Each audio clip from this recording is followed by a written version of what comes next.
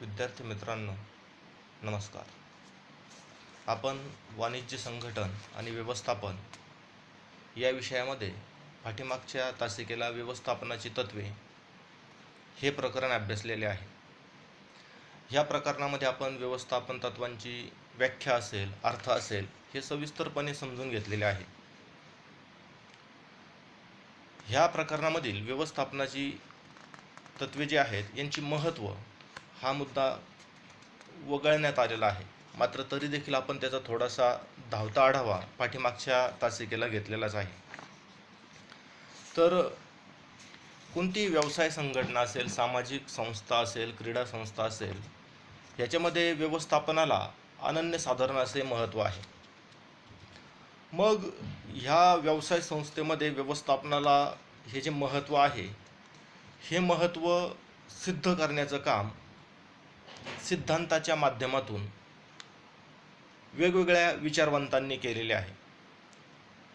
जसे की Frederick विन्सलॉ teller असतील, एल्टन मायो असतील, हेनरी फिऑल असतील, ह्या विचारवंतांनी व्यवसाय संस्थेमध्ये व्यवस्थापन तत्त्वांची काही सिद्धांत मांडलेले आहेत. आपण ह्या विचारवंतांपैकीच हेनरी फिऑल यांचा सिद्धांत आज अभ्यासणार आहोत.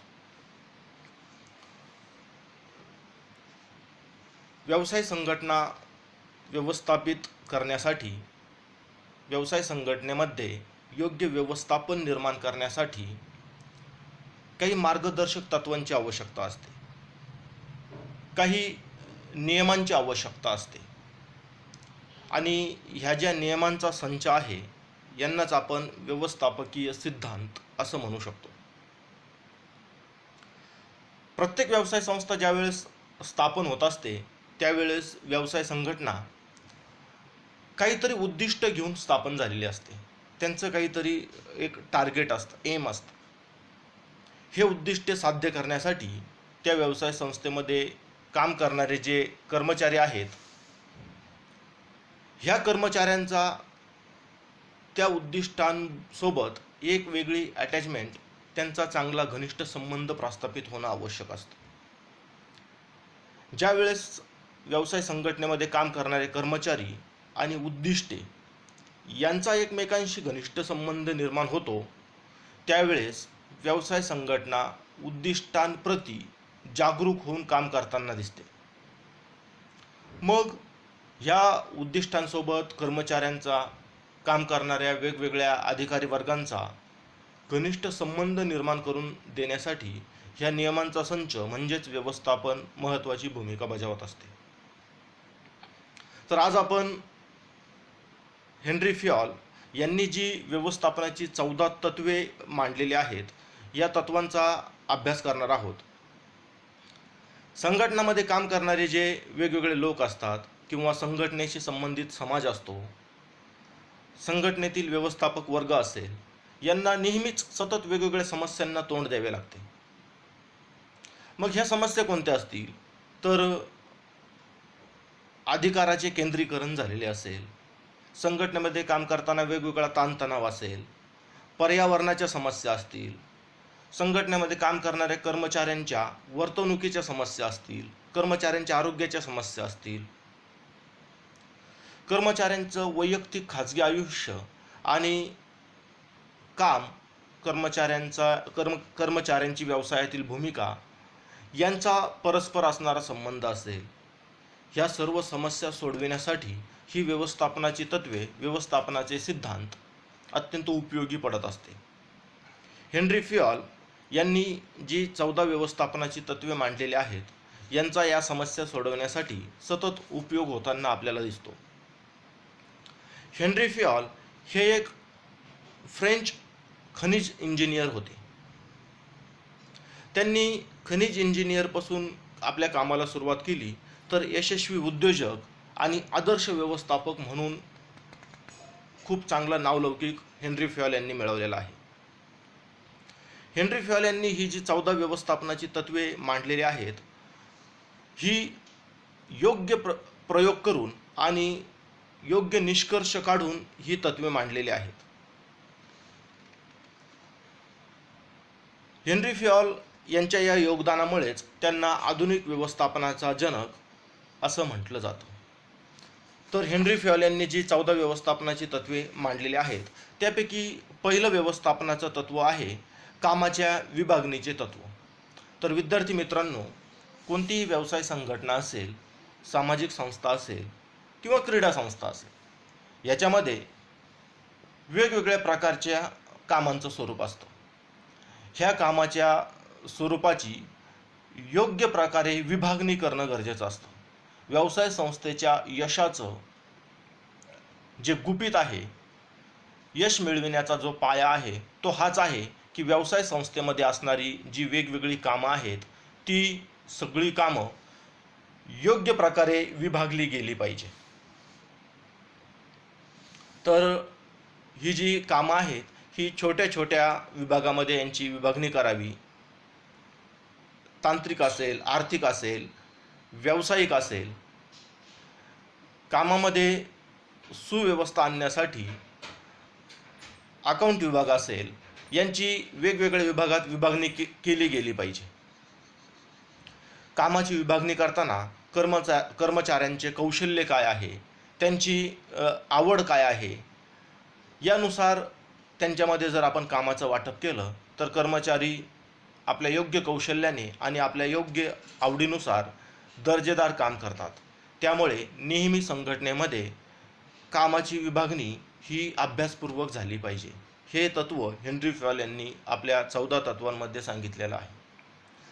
दुसरं जे तत्त्व हेनरी फॅल यांनी सांगितलेलं आहे ते तत्त्व अधिकार आणि जबाबदारी यांचं तत्त्व आहे. तर विद्यार्थी मित्रांनो, अधिकार आणि जबाबदाऱ्या या एकाच नाण्याच्या दोन बाजू असतात. एखाद्या व्यक्तीला आपण जबाबदारी दिली असेल आणि त्याच्याकडून ते काम पूर्ण व्हावं अशी अपेक्षा आपल्याला असेल तर फक्त जबाबदारी देऊन चालत नाही, तर त्या जबाबदारीसोबत त्या व्यक्तीला ते काम पूर्ण करण्यासाठी अधिकार देखील दिले गेले पाहिजेत. फक्त अधिकार देऊनही चालणार नसतं. तर फक्त अधिकार दिले तर त्या व्यक्तीवर जबाबदारी जर नसेल तर तो अधिकाराचे गैरवापर करू शकतो. म्हणून अधिकार आणि जबाबदाऱ्या या एकाच नाण्याच्या दोन बाजू मानल्या जातात आणि अधिकाराबरोबरच जबाबदारी आणि जबाबदारीबरोबरच अधिकार हे येत असतात. व्यवस्थापकाला दैनंदिन काम करत असताना वेगवेगळी निर्णय घ्यावी लागतात. ही निर्णय घेताना लोकांकडून योग्य प्रकारे कामही करून घ्यावायचे असते.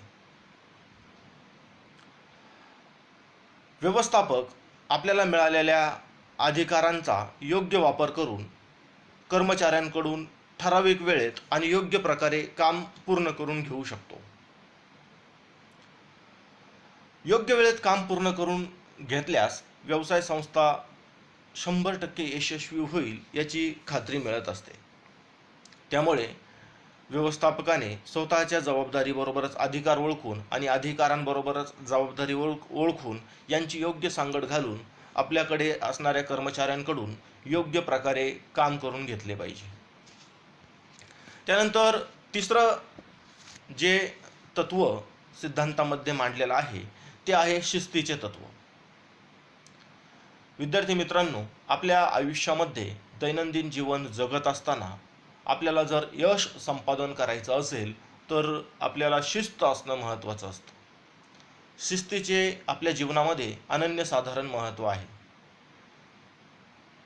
व्यवसाय संस्थेमध्ये देखील शिस्तीला खूप महत्त्व देण्यात आलेले आहे. कोणतीही संघटना यशस्वी करावयाची असेल तर त्यामध्ये काम करणारे कर्मचारी आणि अधिकारी वर्गांमध्ये योग्य शिस्त असली पाहिजे आणि त्या शिस्तीचं योग्य प्रकारे पालन होणं गरजेचं असतं.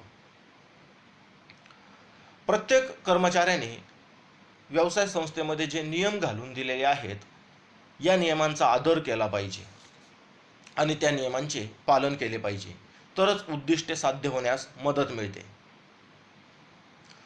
व्यवसाय संस्थेमध्ये जे नेतृत्व असते हे नेतृत्व जर प्रभावी असेल, ह्या नेतृत्वाची जर व्यवसाय संस्थेवरती योग्य पकड असेल तर ही नियम आपोआपच पाळले जातात. संघटनेमध्ये काम करणाऱ्या प्रत्येक कर्मचाऱ्याला नियमांची पूर्ण माहिती असली पाहिजे आणि त्या नियमांचे पालन कशा प्रकारे करावे हे देखील त्या कर्मचाऱ्याला माहिती असले पाहिजे. तर व्यवसाय संघटना यशस्वी होण्यास मदत मिळते. त्यानंतर चौथं तत्व जे सांगितलेलं आहे ते आहे आदेशातील एक वाक्यतेचे तत्व.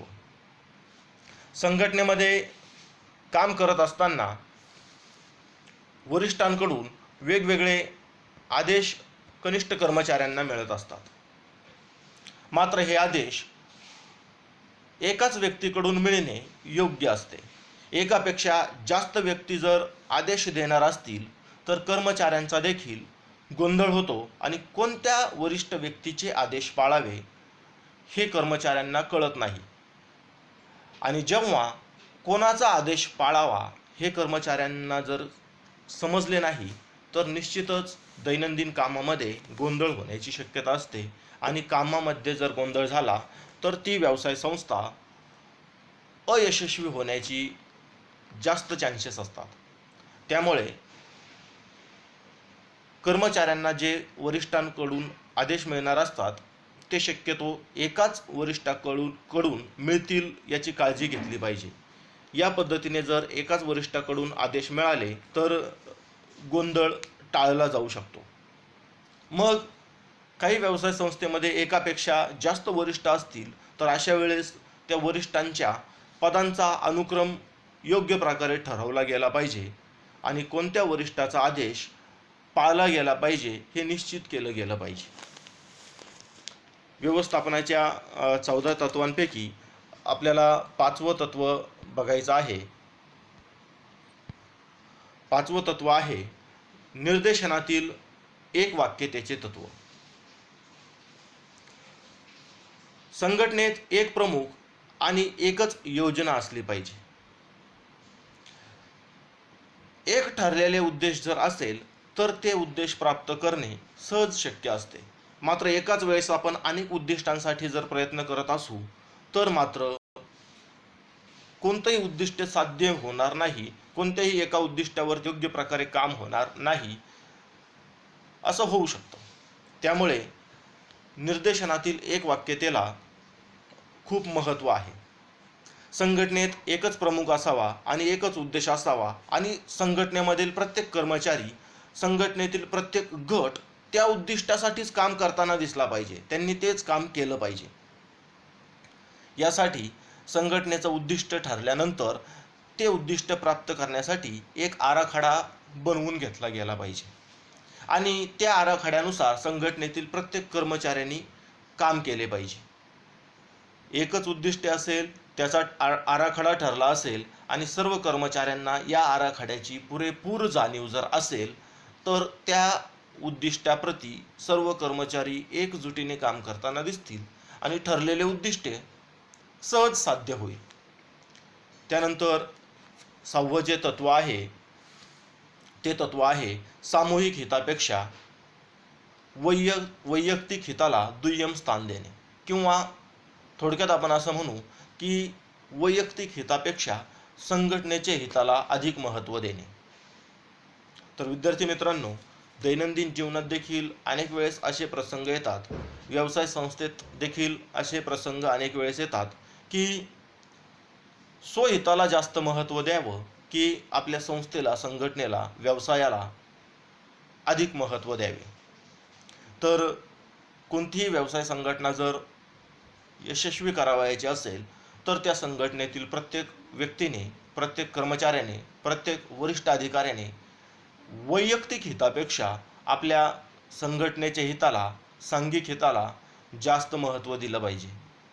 ज्या व्यवसाय संस्थेमध्ये असे कर्मचारी असतात की जे वैयक्तिक हिताला बाजूला ठेवून संस्थेच्या हिताला जास्त महत्त्व देतील, अशी व्यवसाय संस्था यशस्वी होण्यापासून कोणीही रोखू शकत नाही विद्यार्थी मित्रांनो. आणि असे कर्मचारी मिळवणं आणि असे कर्मचारी टिकवणं त्या संस्थेचे देखील हिताचं असतं. त्यामुळे जे कर्मचारी वैयक्तिक स्वार्थ बाजूला ठेवून संघटनेच्या हिताला जास्त प्राधान्य देत असतील असे कर्मचारी जपणं त्या संस्थेचं परम कर्तव्य असतं.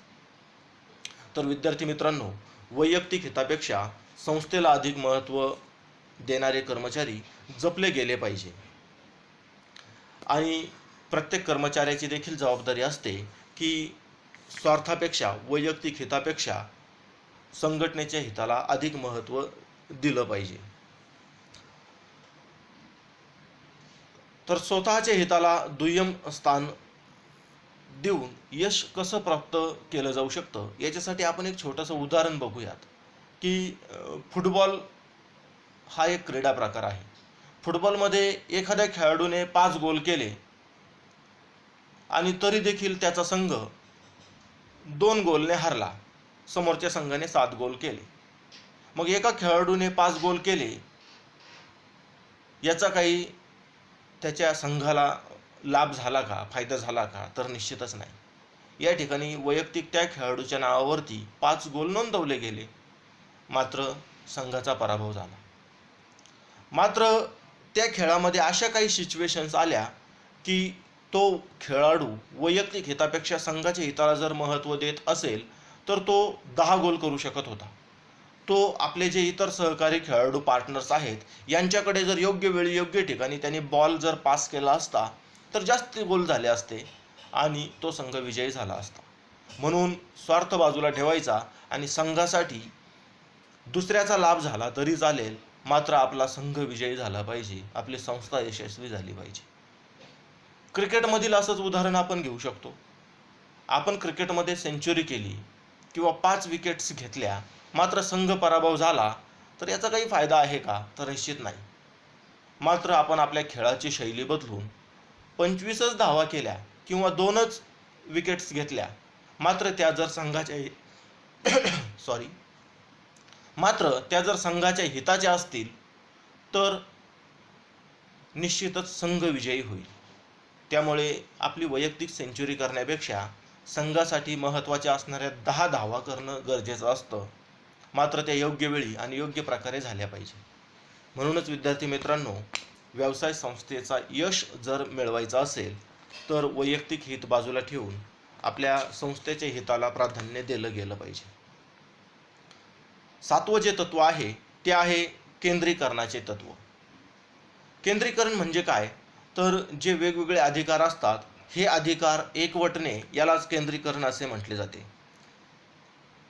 काही संघटनांमध्ये हे अधिकार ठराविक व्यक्तींच्या हातामध्ये दिलेले असतात. एकाच व्यक्तीकडे जर हे अधिकार असतील तर त्याचे फायदे तोटे व्यवसाय संस्थेला भोगावेच लागतात. छोटी व्यवसाय संस्था जर असेल तर संस्थेमध्ये असणारे हे जे अधिकार आहेत ते एका व्यक्तीच्या हातामध्ये ठेवले तरी चालतात. मात्र व्यवसाय संस्थेचे स्वरूप जर मोठे असेल तर मात्र अशा वेळेस हे अधिकार एकापेक्षा जास्त व्यक्तींकडे विकेंद्रीकरण करणं गरजेचं असतं. व्यवसाय संस्थेचा आकार जितका मोठा असेल तितकंच अधिकारांची विभागणी होणं गरजेचं असतं. फार मोठी व्यवसाय संस्था असेल आणि त्या व्यवसाय संस्थेचे अधिकार जर एकाच व्यक्तीच्या हातामध्ये जर असतील तर याचे दुष्परिणाम संस्थेला भोगावे लागू शकतात. म्हणून व्यवसाय संस्थेचा आकार जर मोठा असेल तर निश्चितपणे या अधिकारांची विकेंद्रीकरण करणं गरजेचं असतं. 8वं जे व्यवस्थापनाचं तत्व आहे ते आहे मोबदला. मित्रांनो, कोणताही व्यक्ती मोबदला मिळविण्यासाठीच काम करत असतो. व्यवसाय संस्था देखील नफा मिळवण्यासाठी काम करते, कर्मचारी योग्य उत्पन्न मिळविण्यासाठी काम करतो. जर आपल्याकडे काम करणाऱ्या कर्मचाऱ्यांना आपण योग्य मोबदला दिला नाही, तो आर्थिक असेल किंवा मान सन्मानाचा असेल, आपण जर कर्मचाऱ्याचा योग्य सन्मान ठेवला नाही, कर्मचाऱ्याला योग्य मोबदला दिला नाही तर तो कर्मचारी फार काळ आपल्याकडे टिकणार नाही. कर्मचाऱ्याला जर योग्य मोबदला दिला नाही तर तो दुसऱ्या कंपनीने, दुसऱ्या व्यवसाय संस्थेने त्याला जर योग्य मोबदला दिला तर तो आपल्याकडचं काम सोडून दुसरीकडे जाऊ शकतो. आणि जे हुशार कर्मचारी असतात, जे कामामध्ये तरबेज कर्मचारी असतात, ज्या कर्मचाऱ्यांची आपल्या कामावरती योग्य पकड असते, असे कर्मचारी जर आपल्याकडे टिकवायचे असतील तर त्यांना योग्य सन्मान आणि कामाचा योग्य मोबदला हा दिला गेला पाहिजे. तर विद्यार्थी मित्रांनो, योग्य मोबदला जर कर्मचाऱ्यांना दिला तर व्यवसाय संस्था यशस्वी होण्याची शाश्वती जास्त असते. कर्मचारी दीर्घकाळासाठी आपल्या व्यवसाय संस्थेमध्ये टिकून राहू शकतात. ते पूर्ण कौशल्याने आणि पूर्ण डिवोशनली, पूर्ण त्याग भावनेतून व्यवसाय संस्थेसाठी काम करू शकतात. कर्मचाऱ्यांचं राहणीमान योग्य राहू शकतं. कर्मचाऱ्याची जी कुटुंबाप्रती जबाबदारी असेल, ती जबाबदारी जर कर्मचारी योग्य प्रकारे पूर्ण करत असेल तर तो काम देखील आनंदाने करत असतो. त्यामुळे संघटनेमध्ये काम करणाऱ्या कर्मचाऱ्याला योग्य मोबदला दिलाच पाहिजे, तरच संघटना यशस्वी होऊ शकते. व्यवस्थापनाच्या तत्वापैकी 9 नंबरचं तत्व जे हेनरी फ्युएल यांनी सांगितलेलं आहे ते आहे अधिकार साखळीचे तत्व. संघटना यशस्वी करण्यासाठी संघटनेमध्ये योग्य सुसंवाद असला पाहिजे. वरिष्ठ स्तरापासून कनिष्ठ स्तरापर्यंत हा सुसंवाद योग्य प्रकारे चालला पाहिजे. हे संप्रेषणाचा जो प्रवाह आहे तो योग्य प्रकारे असला पाहिजे. व्यवसाय संस्था जर मोठी असेल तर मोठ्या संज्ञापन साखळीचा वापर केला जातो. पूर्वी ह्याच पद्धतीच्या मोठ्या संज्ञापन साखळीचा वापर केला जायचा. मात्र ही जी संज्ञापन साखळी आहे ती फार वेळखाऊ आहे. याच्यामध्ये फार वेळ लागतो. याचं एक उदाहरण आपण छोटंसं बघूयात की वरिष्ठ अधिकार स्तरापासून काम करणाऱ्या कर्मचाऱ्यांपर्यंत ही जी संज्ञापन साखळी चालते, ही संज्ञापन साखळी कशा पद्धतीने चालते. अधिकार स्तरानुसार व्यवस्थापक विभाग प्रमुखाला आदेश देतो. विभाग प्रमुख पर्यवेक्षकाला अधिकार देतात. पर्यवेक्षक फोरमनला आदेश देतात. फोरमन कामगारांना आदेश देतात आणि कामगार प्रत्यक्षात काम करत असतो. म्हणजेच अधिकार स्तर जर या पद्धतीने असतील, कामाच्या जबाबदाऱ्या, कामाची विभागणी या पद्धतीने जर असेल तर याच्यामध्ये फार वेळ जातो आणि जर निर्णय घेण्यामध्ये उशीर झाला, वेळ झाला तर विद्यार्थी मित्रांनो संस्थेला नुकसान होण्याची शक्यता असते. म्हणूनच काही वेळेस या अधिकार साखळीला छेद दिला जातो. जलद गतीने निर्णय घेण्यासाठी थेट संप्रेषण केलं जाऊ शकतं. त्यालाच गँग प्लँक म्हणजेच जोडफळी असे म्हणतात. याच्यामध्ये विभाग प्रमुखाला किंवा फोरमनला किंवा कामगाराला आदेश देतात, एकमेकांना सूचना देतात आणि त्यानुसार काम करून घेतात. मात्र ही जोडफळी वापरण्यासाठी मित्रांनो वरिष्ठ अधिकाऱ्यांची परवानगी असणं गरजेचं असतं. त्यानंतर व्यवस्थापन तत्वांचा जो 10वा मुद्दा आहे तो आहे सुव्यवस्थेचे तत्व. सुव्यवस्था म्हणजे काय तर योग्य वस्तू योग्य जागी योग्य वेळी असली पाहिजे. तर मित्रांनो प्रत्येक गोष्टीसाठी योग्य जागा असते आणि त्या योग्य जागेवरती ती वस्तू असलीच पाहिजे. याने काय होतं तर कार्यक्षमतेमध्ये यामुळे वाढ होते. कर्मचारी वर्ग असेल किंवा उत्पादनाची वेगवेगळी संसाधने असतील, ती योग्य जागी जर असतील तर वेळ वाचतो आणि कमी वेळेमध्ये जास्त काम केलं जाऊ शकतं. योग्य व्यक्तीची म्हणजे मनुष्यबळाची त्याच्या कुवतीनुसार आणि त्याच्या आवडीनुसार योग्य जागी नियुक्ती केली गेली पाहिजे. ज्या भौतिक वस्तू असतात त्या भौतिक वस्तू कामगारांना काम करताना वेळोवेळी लागत असतात. ह्या सगळ्या वस्तू त्या कामगारांना योग्य ठिकाणी उपलब्ध होतील याची काळजी देखील घेतली गेली पाहिजे. त्यानंतर 11वं व्यवस्थापनाचं जे तत्व सांगितलेलं आहे ते समान न्यायाचे तत्व. कर्मचारी व व्यवस्थापक यांच्यामध्ये योग्य मैत्रीपूर्ण संबंध असले पाहिजे. व्यवस्थापकांनी वरिष्ठांनी कर्मचाऱ्यांना योग्य वागणूक दिली पाहिजे आणि त्यांच्यासोबत मैत्रीपूर्ण संबंध कसे निर्माण होतील याची काळजी घेतली गेली पाहिजे. कामाचे विभाजन करताना किंवा कर्मचाऱ्यांना अधिकार सोपविताना, कर्मचाऱ्यांचा पगार म्हणजे आर्थिक बाबी ठरविताना कर्मचाऱ्यांमध्ये भेदभाव करू नये. सर्व कर्मचाऱ्यांना समान न्याय दिला गेला पाहिजे. कर्मचाऱ्यांना योग्य वेतन देऊन वेगवेगळ्या विभागामध्ये काम करणारे कर्मचारी असतील तर दोन विभागामध्ये एकाच स्तरावर काम करणारे जे दोन कर्मचारी आहेत यांचे देखील वेतन समान असले पाहिजे. जर कर्मचाऱ्यांमध्ये वेतनामध्ये किंवा मान सन्मानांमध्ये भेदभाव केला गेला तर कर्मचाऱ्यांमध्ये संस्थेप्रती तिरस्कार निर्माण होऊ शकतो आणि हे टाळण्यासाठी सर्व कर्मचाऱ्यांना समान वागणूक दिली गेली पाहिजे. यामुळे संघटनेमध्ये उद्भवणारे वादविवाद टाळले जाऊ शकतात आणि वादविवाद टाळून एकजुटीने सर्व कर्मचारी संघटनेसाठी काम करू शकतात. व्यवस्थापनाच्या तत्वांपैकी हेनरी फ्युएल यांनी सांगितलेले 12वे तत्व आहे कार्यकाळाच्या स्थैर्याचे तत्व. कर्मचाऱ्यांची ज्यावेळेस संस्थेमध्ये काम करण्यासाठी नियुक्ती केली जाते त्यावेळेसच कर्मचाऱ्यांना कामामध्ये स्थैर्याची जर शाश्वती दिली गेली तर कर्मचारी आनंदाने आणि पूर्ण क्षमतेने काम करतात. कर्मचाऱ्यांच्या भरतीच्या वेळेसच त्यांना त्यांच्या सेवेच्या स्थैर्याची शाश्वती दिली गेली पाहिजे, त्यांना स्थैर्याचे आश्वासन दिले गेले पाहिजे. जर कामाप्रती स्थैर्य असेल आणि कामाचं जर सातत्य असेल तर कर्मचाऱ्यांच्या मनामध्ये संघटनेबद्दल संस्थेबद्दल आपुलकीची भावना निर्माण होते व कर्मचारी नोकरी सोडण्याचे प्रमाण देखील कमी होते.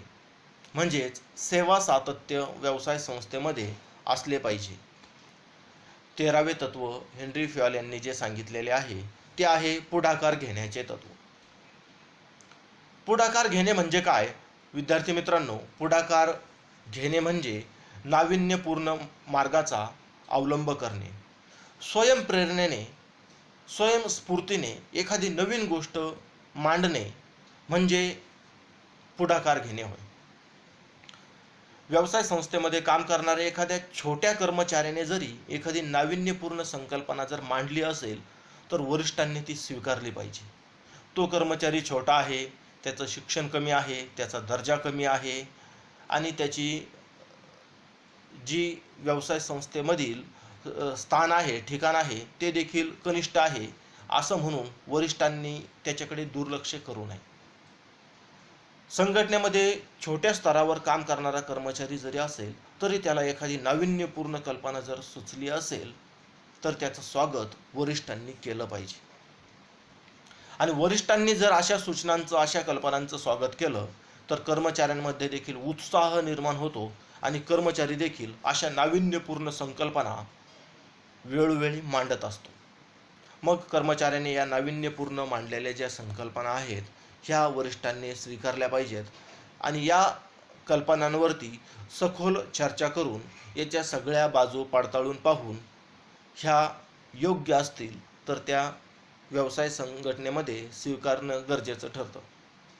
यामुळे व्यवसाय संस्थेमध्ये देखील किंवा क्रीडा संस्था असेल, शैक्षणिक संस्था असेल, कुटुंब असेल आपलं, या ठिकाणी जर आपण प्रत्येकाच्या विचाराचं स्वागत केलं, त्याचा सन्मान केला आणि त्यावर थोडीशी चर्चा जर केली तर एक चांगलं वातावरण आपल्या संस्थेमध्ये निर्माण होऊ शकतं. 14वे आणि शेवटचे जे व्यवस्थापनाचे तत्व हेनरी फ्युएल यांनी मांडलेले आहे ते आहे संघभावनेचे तत्व. आपण सोप्या शब्दात म्हणू शकतो की एकी हेच बळ. संस्थेमध्ये संघभावना असणं गरजेचं असतं. म्हणूनच संस्थेमध्ये काम करत असताना सांघिक कृतीवरती भर दिला गेला पाहिजे. संघटनेमध्ये एकी कशी निर्माण होईल हे आपण बघितलं पाहिजे. संघटनेमध्ये जर एकी असेल, सर्व कर्मचारी एकजुटीने जर काम करत असतील तर संघटना चालवणे अत्यंत सोपे जाते. व्यवसाय संस्थेमध्ये जे वेगवेगळे भौतिक संसाधने आहेत, जशी इमारत असेल, यंत्रसामग्री असेल, पैसे असतील, व्हेकल्स असतील, मशिनरी असतील, फर्निचर असेल, ह्या सगळ्या भौतिक संसाधने आहेत मित्रांनो. मात्र संघटनेमध्ये सगळ्यात मौल्यवान जे संघटनेची संसाधन आहे ते आहे मानवी संपत्ती, संघटनेमध्ये काम करणारा कर्मचारी. तर या कर्मचाऱ्याला भावना असतात. त्यामुळे या कर्मचाऱ्याला योग्य वागणूक देऊन, योग्य सन्मान देऊन त्या कर्मचाऱ्याकडून काम करून घेणं गरजेचं असतं. तर संस्थेमधील सगळ्यात मौल्यवान संपत्ती जर काही असेल तर ती असते मानवी संपत्ती. या मानवी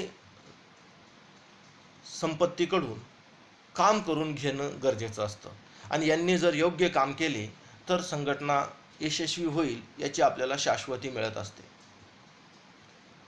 हे कर्मचारी ज्यावेळेस एक संघ होऊन काम करतील त्यावेळेस संस्थेमध्ये कोणत्याही अडीअडचणी आलेल्या असतील तर याच्यावरती मात केली जाऊ शकते आणि संघटनेचं जे ध्येय ठरलेलं असेल हे ध्येय आपण सहज साध्य करू शकतो.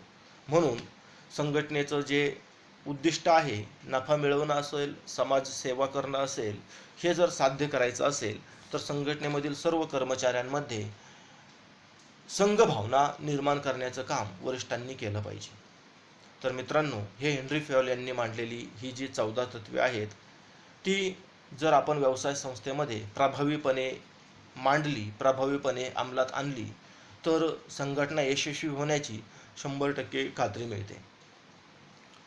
ही जी 14 तत्वे आहेत ही हेनरी फयोल यांनी अत्यंत तर्कशुद्ध पद्धतीने मांडलेली आहेत. त्यामुळे प्रत्येक व्यवसाय संस्थेमध्ये, संघटनेमध्ये, क्रीडा संस्थेमध्ये, सामाजिक संस्थेमध्ये, शैक्षणिक संस्थेमध्ये ही लागू पडतातच. तर ही जी 14 तत्वे आहेत ही अत्यंत महत्त्वाची असून बऱ्याचशा वेळेस यावरती परीक्षेमध्ये प्रश्न विचारला जातो. त्यामुळे यांचा थोडासा सखोल अभ्यास आपण सर्वांनी करावा.